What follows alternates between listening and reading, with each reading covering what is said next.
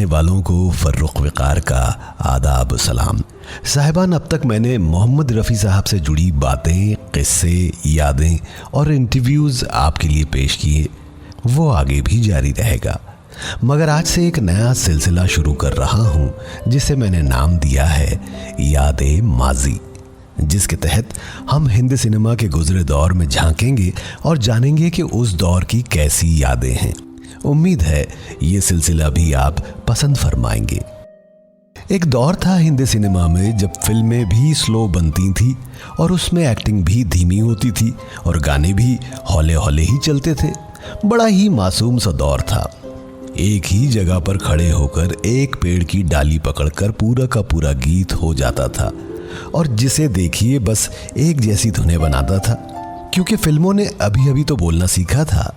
नई बात अभी तक पैदा नहीं हुई थी। लेकिन एक साल ऐसा आया कि न सिर्फ फिल्मों में तेजी आई बल्कि गीतों ने थोड़ी रफ्तार भी पकड़ ली।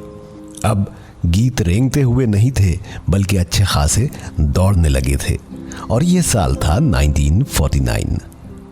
इस साल बहुत कुछ खास हुआ था जिसकी वजह से हिंदी सिनेमा पर बड़ा असर पड़ने वाला था आने वाले दिनों और सालों में। तो 1949 में क्या कुछ खास हुआ था, कौन सी फिल्में थीं, कौन से हिट गीत थे, किस सिंगर का क्या कंट्रीब्यूशन रहा, यही सब हम जानेंगे आज के शो में, जिसे मैंने नाम दिया है यादें माजी। साल 1949 में टोटल 291 फिल्में रिलीज हुई थी मुख्तलिफ ज़बानों में, जिनमें हिंदी फिल्में थी 159। 1949 में टोटल 85 म्यूजिक डायरेक्टर्स ने संगीत दिया था 159 फिल्मों के लिए। इन 85 म्यूजिक डायरेक्टर्स में खास थे हुसन लाल भगतराम, हंसराज बहल, बुलो सी रानी, पंडित गोविंद राम, AR कुरैशी, सुधीर फड़के, नौशाद, चित्रगुप्त, नारायण राव, गुलाम मोहम्मद, हनुमान प्रसाद, श्याम सुंदर, वसंत देसाई, C रामचंद्र, SD बर्मन, खेमचंद प्रकाश और शंकर जयकिशन। और इन तमाम म्यूजिक डायरेक्टर्स को कहीं ना कहीं कामयाबी जरूर मिली। 1949 की कुछ कामयाब फिल्में थीं बरसात, अंदाज, महल, दिल लगी, शबनम, बड़ी बहन, पतंगा और दुलारी। 1949 में ऐसे तो बड़ी खास बातें हुई हैं, लेकिन अगर सिर्फ दो ही खास बात का जिक्र करना है तो पहली थी लता नाम की सुरीली सुनामी। उस दौर के पूरे गले से गाने वाले सिंगर्स को पछाड़ते हुए बारीक, पतली और ऊंचे सुर वाली लता जी की आवाज़ फिल्म इंडस्ट्री में एक स्टैंडर्ड बन गई थी।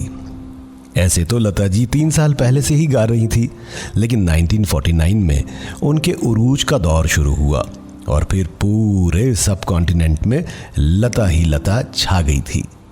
तो लता जी के अलावा 1949 में दूसरी खास बात क्या थी? RK कैंप के जरिए शंकर जयकिशन, शैलेंद्र और हसरत जयपुरी का डेब्यू।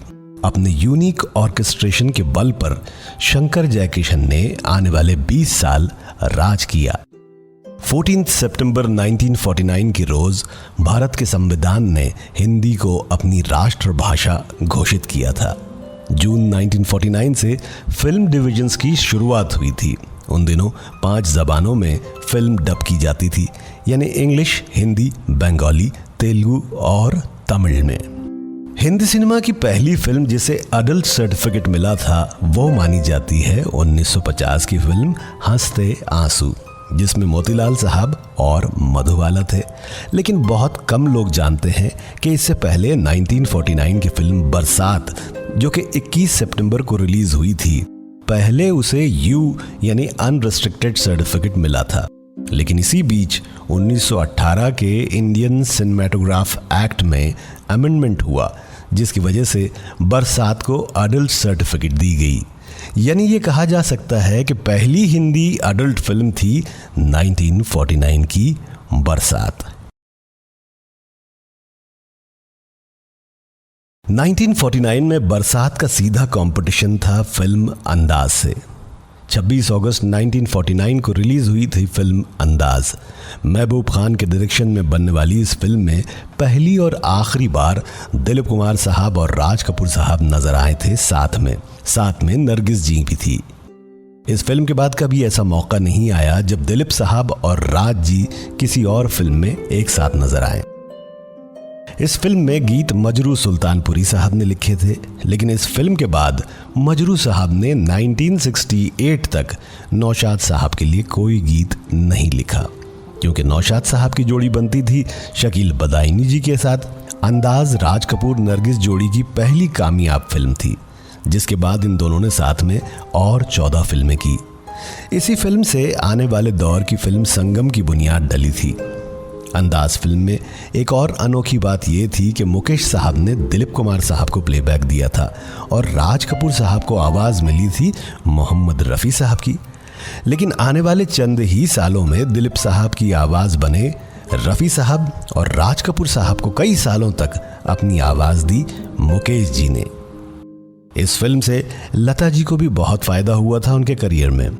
नौशाद साहब ने नरगिस जी के लिए लता जी की आवाज़ इस्तेमाल की शमशाद बेगम जी की जगह, और शमशाद जी को सपोर्टिंग लीड के लिए आवाज़ देना पड़ा, जबकि वो उस दौर की लीडिंग प्लेबैक सिंगर थी।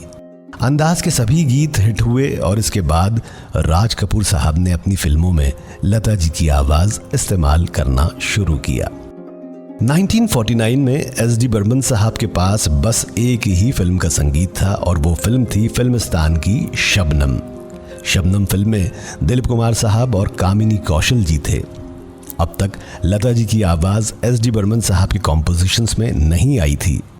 एस.डी. साहब के गीतों में फीमेल सिंगर्स में सुरैया जी, गीता दत्त जी और शमशाद बेगम जी की आवाज़ें आती थी, और लता जी को पहला मौका मिला एस.डी. साहब के संगीत में गाने में 1 साल बाद फिल्म मशाल में। खैर, फिल्म शबनम में एक गीत ऐसा था जिसकी वजह से एस.डी. बर्मन साहब उन दिनों बड़ी मुश्किल में आ गए थे। फिल्म शबनम का एक गीत था जिसे शमशाद बेगम जी ने गाया था। ये गीत उन दिनों में बहुत बड़ा हिट गीत बना था और बॉम्बे के कई रेस्टोरेंट्स में ये गीत गाया और बजाया जाता था, और ये पहला मल्टीलिंगुअल गीत माना जाता है। इससे पहले किसी संगीतकार ने ऐसा एक्सपेरिमेंट नहीं किया था। दरअसल इस गीत में बंगाली, गुजराती, महाराष्ट्रियन, मद्रासी और पंजाबी फ्लेवर मिलता है, और ये गीत गाया था शमशाद बेगम जी ने। गीत में सब कुछ ठीक ठाक था, लेकिन जो मद्रासी पोर्शन गाया गया उससे कुछ साउथ इंडियन लोगों को एतराज़ था। हुआ यूं कि फिल्म शबनम की रिलीज़ के वक्त एस.डी. साहब मुंबई के सायन इलाके में रहते थे, और उन दिनों सायन में साउथ इंडियन लोगों की तादाद बहुत अच्छी थी। बड़ी तमिल कम्युनिटी रहती थी वहाँ, जिन्हें उन दिनों में मद्रासी कहा जाता था।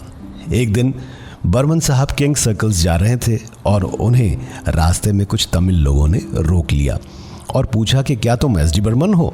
एस.डी. बर्मन साहब ने कहा कि जी हाँ, मैं एस.डी. बर्मन हूँ। ये कहते हुए एस.डी. बर्मन साहब अपना पेन निकालने लगे, ये सोचकर कि शायद ये लोग उनका ऑटोग्राफ लेना चाहते हैं। लेकिन ये क्या, एक शख्स ने उनका कॉलर पकड़ लिया, दूसरे ने कुर्ता खींच लिया और कहा, तुम हमारे संगीत का मजाक बनाते हो, हम बताएंगे तुमको कि हमारा संगीत क्या है। वो तमिल लोग बड़े गुस्से में थे। मामले की नज़ाकत को देखते हुए एस.डी. बर्मन साहब ने माफ़ी मांगने में ही समझदारी समझी, और साथ ही उन लोगों ने दादा बर्मन से कहा कि कसम खाओ कि आगे से तुम ऐसी कोई हरकत संगीत को लेकर नहीं करोगे। एस.डी. साहब ने कसम खाई कि आगे वो ऐसा कभी नहीं करेंगे। खैर, वो दौर ही बड़ा मासूम सा दौर था, लोग छोटी छोटी बातों में रूठ जाया करते थे। वैसे शमशाद बेगम जी की तारीफ करना चाहूँगा कि उन्होंने मुख्तलिफ ज़बानों को लेकर अलग अलग रिदम में क्या बढ़िया गीत अदा किया था, जो कि फिल्माया गया था कामिनी कौशल जी पर।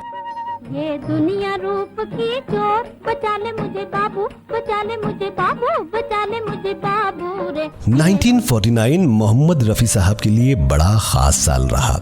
सबसे पहले तो ये कि 1949 में रफ़ी साहब को ढेर सारे सोलो गीत गाने का मौका मिला, वो मौका जो उन्हें पिछले 4 सालों में कम ही मिला था। 1949 से पहले रफ़ी साहब ने ज़्यादातर एक से ज़्यादा सिंगर्स के साथ गीत गाए हैं और उन्हें सोलोज बस चंद ही मिले थे, लेकिन 1949 में रफ़ी साहब को ढेर सारे सोलोज मिले। रफ़ी साहब के लिए ये साल इसलिए भी बहुत ख़ास रहा क्योंकि इस साल उन्होंने 125 गीत गाए, जो दूसरे मेल सिंगर्स के मुकाबले बहुत ज़्यादा थे। यानी ये समझ लीजिए आप कि उस साल के सभी मेल सिंगर्स के गीत मिलाकर भी 125 गीत नहीं होते, जो कि अकेले रफ़ी साहब ने गा रखे थे। और ऐसा हिंदी सिनेमा की हिस्ट्री में पहली बार हुआ था कि किसी मेल सिंगर के गाए हुए गीतों की तादाद 100 गीतों से ऊपर पहुंची थी। 1949 ही वो साल रहा जब रफ़ी साहब ने अपना पहला रोमांटिक सोलो गीत गाया। वो आज भी लोगों का फेवरेट गीत है और ख़ुद मोहम्मद रफ़ी साहब का फेवरेट गीत था। सुहानी रात ढल चुकी, सुहानी रात ढल चुकी, ना जाने तुम कब आओगे। नाच, बड़ी बहन, अमर कहानी, बालम, बंसरिया, हमारी मंजिल, जल तरंग, राखी, सावन भादो और बम्बी, ऐसी कुछ 9 फिल्मों का संगीत था हुस्न लाल भगत राम के पास 1949 में। और उस साल हुस्न लाल भगत राम ही वो संगीतकार थे जिनके पास सबसे ज्यादा फिल्मों का संगीत था। लेकिन इन फिल्मों में संगीत देने के बाद भी वो नंबर 1 संगीतकार नहीं थे 1949 के। 1949 की फिल्म बड़ी बहन से मैं सुना रहा हूं अगला गीत। राजेंद्र किशन साहब के बोल हैं, लता जी और प्रेम लता जी की आवाजें, संगीत हुस्न लाल भगत राम का।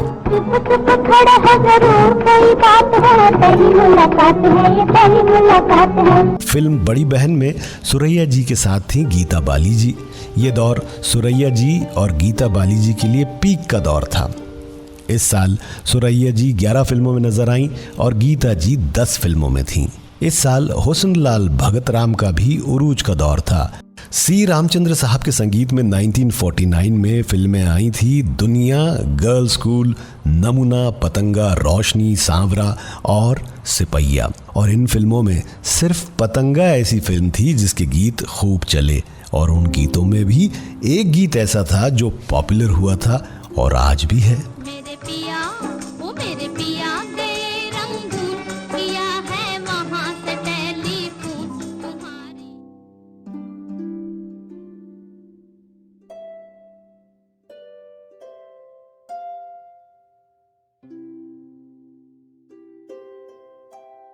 फोर्टीज़ के दौर में एक बहुत ही काबिल म्यूजिक डायरेक्टर पंजाब से हमें मिले थे जिनका असल नाम था एरिक रॉबर्ट्स, मगर फिल्मों के लिए उन्होंने अपना नाम रखा विनोद। 1945 की फिल्म खामोश निगाहें में पहली बार संगीत दिया था विनोद साहब ने और इसके बाद उन्होंने कुछ और फिल्मों में संगीत देने की कोशिश की, लेकिन कामयाबी कुछ खास न मिल सकी। और फिर 1949 की फिल्म एक थी लड़की में उन्हें संगीत देने का मौका मिला। ये फिल्म भी हिट रही और इसके गीत भी सुपर हिट रहे। और उन गीतों में एक गीत कुछ ऐसा बना लिया था विनोद साहब ने जो कि उनकी यादें बनकर रह गया।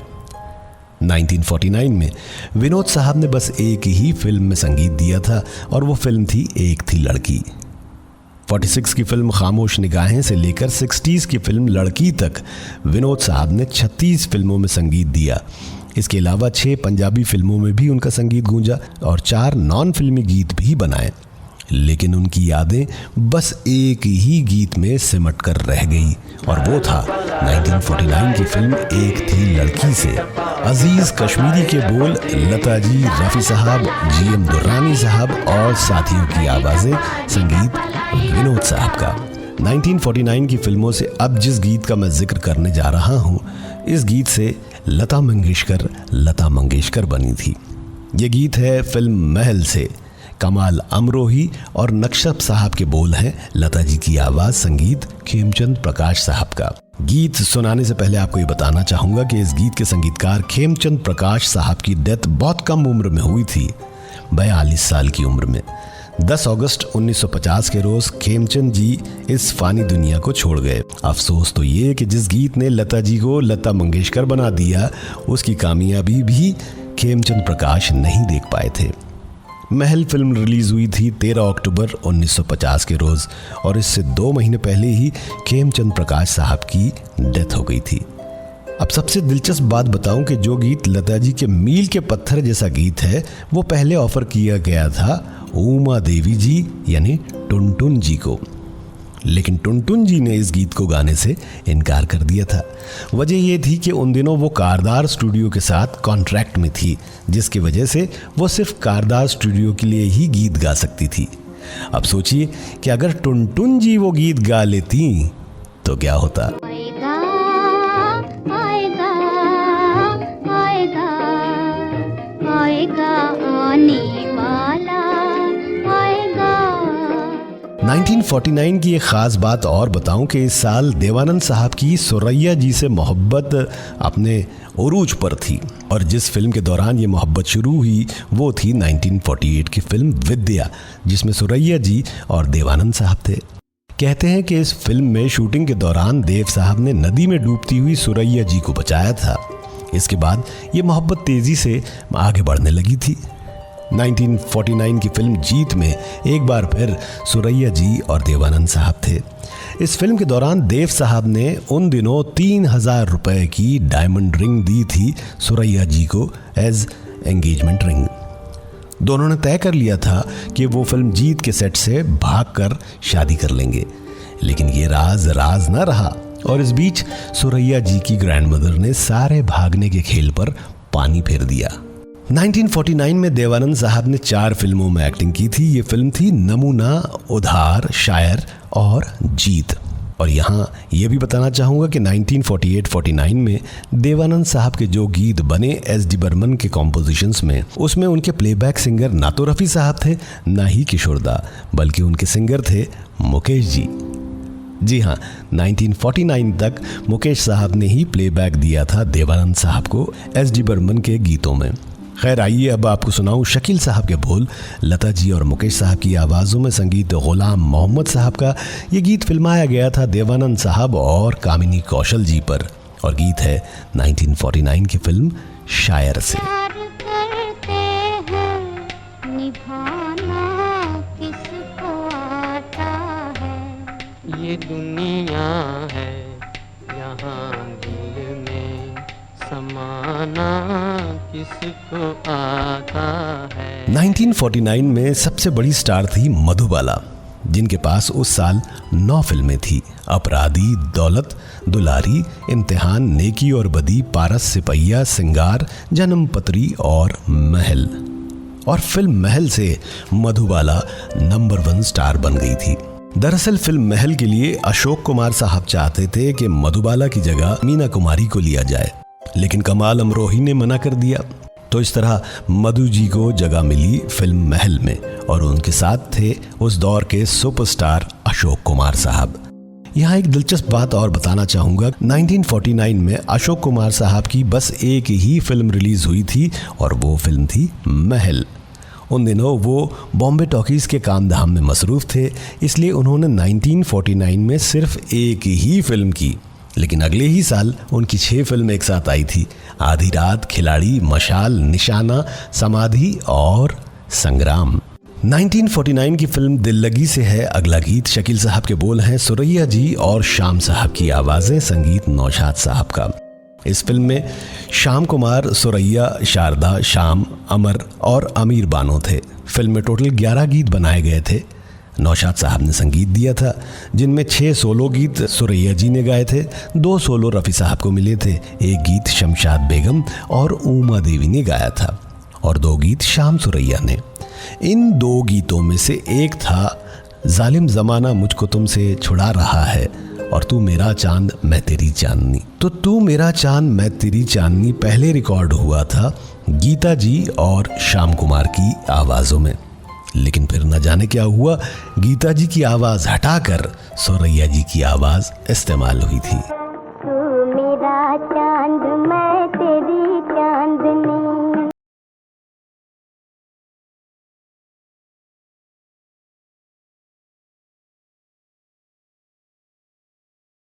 रागनी 1949 में एक फिल्म आई थी जिसका नाम था आइए।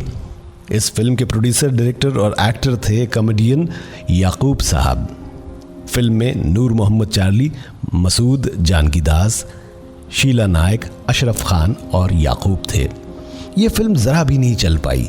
जिसके बाद याकूब साहब ने पब्लिकली कहा था कि इस फिल्म को बनाकर मैंने अपनी ज़िंदगी की सबसे बड़ी मिस्टेक की।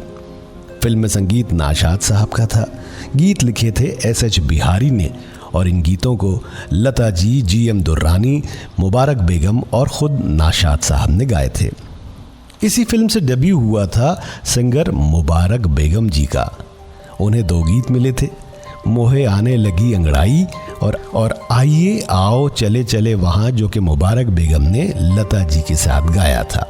अब सबसे दिलचस्प बात तो ये थी कि ये फिल्म आइए मुबारक बेगम जी की पहली और आखिरी फिल्म थी जिसमें उन्होंने एक्टिंग भी की थी। जी हाँ, मुबारक बेगम जी ने इस फिल्म में रोल भी किया था। 1949 की बात है जब शंकर जयकिशन उनके करियर की पहली फिल्म का संगीत देने वाले थे। फिल्म थी बरसात। उन दिनों लता जी मुंबई के ताड़दो इलाके में रहा करती थी, एक रूम के अपार्टमेंट में। तो हुआ यूं कि राज कपूर साहब ने जयकिशन जी से कहा कि तुम लता जी के घर जाओ और उन्हें अपने साथ चेंबूर लेके आओ ताकि फिल्म के गाने रिकॉर्ड कर सके। जयकिशन साहब की उम्र उस वक्त सिर्फ 19 साल की थी। बड़े हैंडसम दिखते थे वो, बड़े गोरे चिट्टे। तो जयकिशन साहब चेंबूर से 15 मील का फासला तय करके ताड़देव पहुंचे लता जी के घर। उन्होंने दरवाज़ा खटखटाया। लता जी बाहर आईं और उन्होंने देखा कि एक हैंडसम आदमी है जो उन्हें लेने आया है। लता जी इस आदमी को पहली बार देख रही थी तो जान पहचान का सवाल ही नहीं उठता। बहरहाल लता जी और जयकिशन टैक्सी में एक साथ चेंबूर की पृथ्वी थिएटर्स पहुंचे। तब तक लता जी यही सोच रही थी कि जयकिशन शायद राज कपूर साहब के कोई रिलेटिव हों या कोई मैसेंजर हों, और लता जी दिल ही दिल में ये भी सोच रही थी कि जैसे राज कपूर इतने फेयर हैं, इतने हैंडसम हैं, इसलिए उनका रिलेटिव या मैसेंजर भी बड़ा फेयर है। खैर साहबान, जो ही लता जी जयकिशन साहब के साथ स्टूडियो पहुंची तो जयकिशन जी ने हारमोनियम ले ली और लता जी को धुन एक्सप्लेन करने लगे। तब तक जयकिशन साहब ने ये बात जाहिर नहीं होने दी कि वो ना तो राज कपूर के रिलेटिव है, ना ही उनके मैसेंजर हैं, बल्कि वो इस फिल्म के संगीतकार हैं। ये बात जानकर लता जी को बहुत ताज्जुब हुआ था। बरसात में हमसे मिले तुम सजन, तुमसे मिले हम बरसात में। कमाल अमरोही ने हिंदी सिनेमा में उर्दू ज़बान की चाशनी पेश की है। उन्होंने फिल्मों के कुछ बहुत ही यादगार डायलॉग भी लिखे हैं और कुछ फिल्मों की कहानी भी। 1949 की फिल्म महल से वो डायरेक्टर बन गए थे। महल वो फिल्म थी जिससे सस्पेंस फिल्मों का जॉनर शुरू हुआ था और इसी फिल्म महल से हिंदी सिनेमा के सामने आई थी nightingale of India Lata Mangeshkar ji. Film Mahal तक प्लेबैक सिंगर्स के नाम रिकॉर्ड्स पर नहीं होते थे क्योंकि फिल्म वाले इस बात को जाहिर नहीं करना चाहते थे कि फिल्म के एक्टर के बजाय कोई और उनके लिए गाता है। लेकिन जब फिल्म महल का एक गीत बहुत ज़्यादा पॉपुलर हुआ तो रेडियो पर बाकायदा कहा गया कि ये गीत लता मंगेशकर का गाया हुआ है। इससे पहले उस गीत के लिए रिकॉर्ड पर क्रेडिट्स मिले थे फिल्म के किरदार कामिनी को। खैर, फिल्म महल के बाद कमाल अमरोही ने फिल्म दायरा बनाई जो कि इंडिया की पहली 8 फिल्मों में से एक मानी जाती है। दायरा चल नहीं पाई लेकिन कमाल अमरोही की कलम का जादू चल रहा था और अब 40s और 50s से गुजरते हुए 1960 की फिल्म मुग़ल आज़म तक आ पहुंचा था। मुग़ल आज़म के लाजवाब डायलॉग कमाल अमरोही के लिखे हुए थे और फिर बनना शुरू हुई फिल्म पाकीज़ा, जिसके बनते बनते 14 साल लग गए। आखिरकार 4 फरवरी 1971 को रिलीज़ हुई पाकीज़ा, जो क्लासिक फिल्मों की फहरिस्त में अपनी ख़ास जगह रखती है। राजेंद्र कृष्ण साहब ने लिखना शुरू किया 40s के दौर में।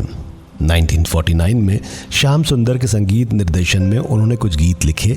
उसके बाद 1949 में ही हुसन लाल भगत राम के लिए भी गीत लिखे फिल्म बड़ी बहन में। इस फिल्म ने उस दौर में सिल्वर जुबली मनाई थी। तो महज फिल्म की जुबली मना लेने से राजेंद्र साहब को कोई ख़ास फ़ायदा नहीं हुआ। इसीलिए बड़ी बहन फिल्म के प्रोड्यूसर ने राजेंद्र कृष्ण साहब को 1949 में 1000 रुपये गिफ्ट में दिए थे और एक कार भी बतौर तोहफा दिया। उस दौर में 1000 रुपये अच्छे मानी रखते थे और उसके साथ कार। राजेंद्र साहब फूले नहीं समाये थे इस तोहफे से। ऐसा कहा जाता है कि राजेंद्र कृष्ण साहब इस नई कार में 2 दिन सोए थे, मतलब खाने पीने और दूसरी चीज़ों के लिए बाहर आते थे। 1949 में देवानंद साहब महज एक्टर ही नहीं थे बल्कि उन्होंने अपना प्रोडक्शन हाउस खोला। 1949 में देवानंद साहब ने अपने भाई चेतन आनंद के साथ मिलकर एक फिल्म कंपनी की बुनियाद रखी जिसे नाम दिया गया नवकेतन फिल्म्स। देवानंद के बड़े भाई चेतन आनंद के बेटे केतन आनंद के नाम पर रखा गया था नवकेतन फिल्म्स का नाम। 1949 की फिल्म अंदाज से मैं सुना रहा हूं अगला गीत। मजरू साहब के बोल हैं, मुकेश साहब की आवाज, संगीत नौशाद अली साहब का। आज इस गीत से जुड़ी एक बड़ी दिलचस्प बात बताऊं, और वो ये कि इस गीत का मुखड़ा मजरू साहब का नहीं था, बल्कि ये मुखड़ा लिखा गया था 1947 में, यानी उस दौर में जब हमें हाल ही में आज़ादी मिली थी। और इस मुखड़े को लिखा था गीतकार प्रेम धवन साहब ने, और ये नौशाद साहब को बड़ा पसंद आया था। उन्होंने बाकायदा प्रेम धवन साहब से परमिशन ली और फिर मजरू साहब से कहा कि भाई ये रहा मुखड़ा, अब आगे का गीत आप लिखिए। प्रेम साहब ने आज़ादी मिलने की खुशी में लिखा था, झूम झूम के नाचो आज, गाओ खुशी के गीत, आज किसी की हार हुई है, आज किसी की जीत। और इस तरह हमारे सामने आया ये गीत। आज किसी की हार हुई है, आज किसी की जीत हो, गाओ खुशी के गीत हो।